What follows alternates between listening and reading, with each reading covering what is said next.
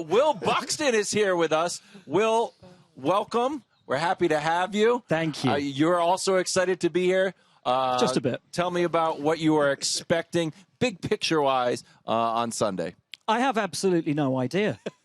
I've never been to the Indy 500. This is my first time, and I get to experience it for real, in the flesh, for the first time.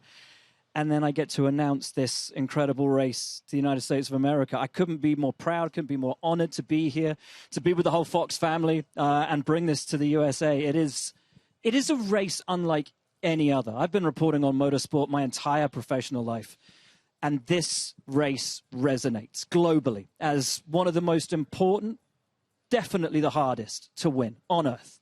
So let's talk about that for a moment. So, because I think it's interesting. I was listening to you talk earlier today about the gravity of being a British guy calling this race, as you put it. I brought the weather.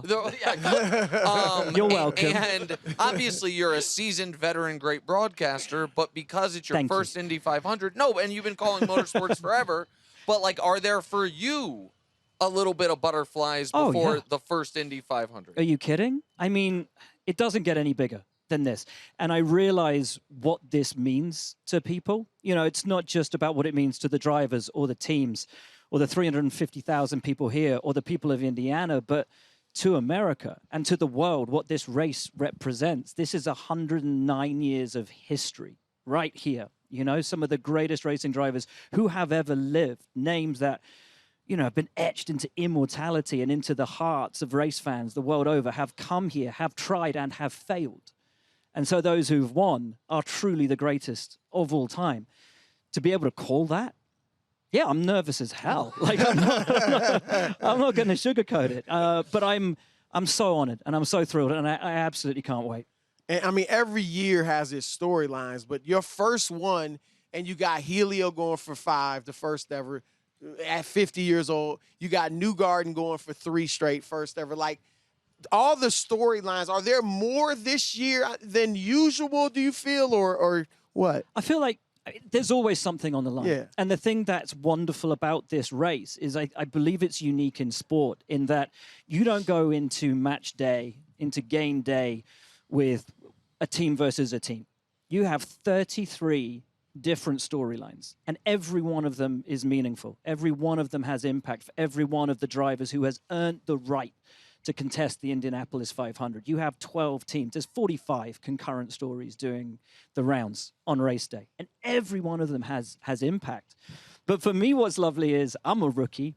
There's a rookie on pole. Yeah. And that story for me is utterly phenomenal. A guy who had never seen an oval until a month ago, had never driven around the Indianapolis Motor Speedway, and he has the guts and he has the brains, the guile to be able to defeat your Scott Dixons and your Takuma Satos and your Elios, and you name any one of the drivers in this field who have raced here year on year. He's beaten them all, just with guts and determination. And I love that. I think that's a phenomenal story. So when we knew that we were going to come out to the Indy 500, we all kind of started picking racers that we were sort of going to support. And I'm like, well, who's the champion? Newgarden. I'm a Newgarden guy. So, and then we saw he came to New York, and I talked to him.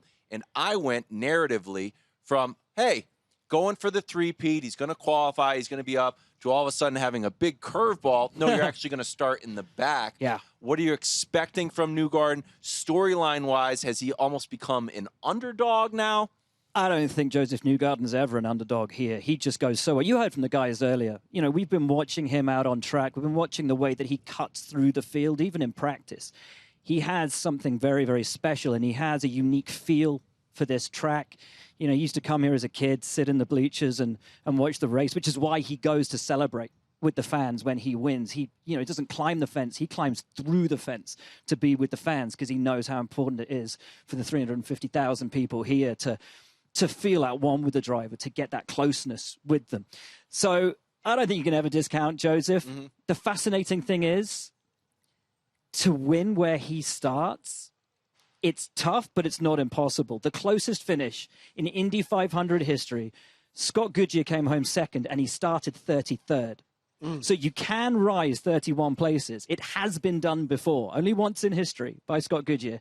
And if that was to happen again this year, 31 places, that's the win.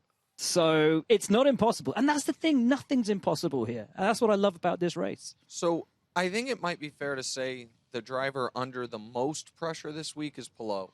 Yeah. And because he's dominated the circuit, he's a back-to-back circuit champion, but without having won here. And then the added actually hasn't won on any track that looks like this, hasn't won on any oval. For him, I feel like it's fair to say he's already accomplished enough to be called, if not an all-time great already, all-time great trajectory. But if you look at the list of all-time greats, one thing they all have in common, seemingly, is a win on this track. Do you think he's feeling that? Absolutely. And he's been honest with that and said, if I complete my career and I haven't won the Indy 500, I will consider my career to be incomplete. So that's how much it means to him. I heard the guys earlier having an argument. They love an argument, those two. But saying, you know, maybe he thinks too much about things. Maybe he's too methodical. Maybe he's too precise to really make that move. I think he's going to go for it. I genuinely think he's going to go for it. As Hinch said, he's got more than one race win margin over the field. He can afford to wreck if he really wants this win. So I think he's going to go elbows out. If he's got a chance, last lap, last corner, he's going to go for it. 100%. Who's a dark horse or two that you're looking at in this race? So I don't think you can ever look past Alexander Rossi, who we were just seeing there earlier. Became a dad a couple of weeks ago. That was his little baby there. Alexander turned up here for the first time and won on debut back in 2016. He's only been out of the top 10 twice in the 10 years that he's been racing here. He knows how to get it done around this track. So I would keep your eyes on Alexander Rossi. And the other one for me is Connor Daly. From Noblesville, Indiana. I was speaking They're to him the starting other next day. to each other. They You're a row 4 guy. Well, or row 5. Or row 4. Here's the thing, right?